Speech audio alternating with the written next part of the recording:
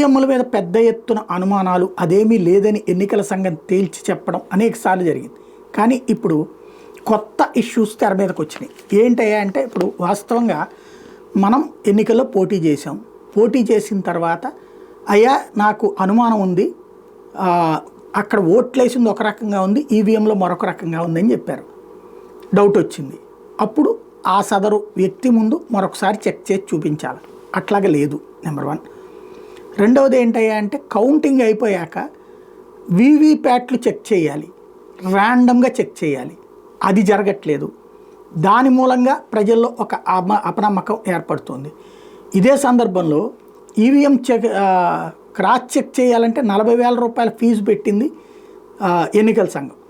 దాన్ని తాజాగా సుప్రీంకోర్టు తప్పుపడుతూ ఓవరాల్గా ఈవీఎంలో నిక్షిప్తమైనటువంటి మెమరీ, సింబల్ లోడింగ్ యూనిట్ల తనిఖీ ప్రక్రియ గతంలో సుప్రీంకోర్టు వెలువరించినటువంటి మార్గదర్శకాలకు విరుద్ధంగా చేస్తున్నారంటూ మండిపడింది. తయారీ కంపెనీకి చెందినటువంటి ఇంజనీర్ ద్వారా ఈవీఎంలను తనిఖీ చేయడం అవసరమని తేల్చి చెప్పింది. మా ఉద్దేశం ఏంటంటే, ఒకవేళ ఎవరైనా ఈవీఎంలు తనిఖీ కోరితే వాళ్ళ సమక్షంలో ఇంజనీర్ వచ్చి డేటాకు సంబంధించిన ఎలాంటి ట్యాంపరింగ్ జరగలేదని ధృవీకరించాలి. అంతే, మీరెందుకు సమాచారం చెరిపేస్తున్నారంటూ చీఫ్ జస్టిస్ ప్రశ్నించారు.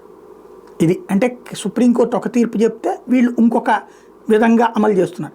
అదే సమయంలో ఈవీఎంల పరిశీలన కోసం ఒక్కో ఈవీఎంకి 40,000 చొప్పున ఎన్నికల సంఘం వసూలు చేయడానికి సుప్రీంకోర్టు తప్పుపట్టింది. ఒక యంత్రాన్ని పరిశీలించేందుకు 40,000 చెల్లించాలా, ఆ మొత్తం చాలా ఎక్కువ, రుసుమును తగ్గించండి అని ఆదేశించింది. ఈవీఎంల పరిశీలనకు ముందు అందులో నుంచి ఎలాంటి సమాచారం తుడిచి వేయబోమని ఎన్నికల సంఘం ఇచ్చిన హామీని ధర్మాసనం నమోదు చేసింది. ఆ తర్వాత ఈసీ తన సమాధానం 15 రోజులకు సమర్పించడానికి అనుమతి ఇచ్చింది.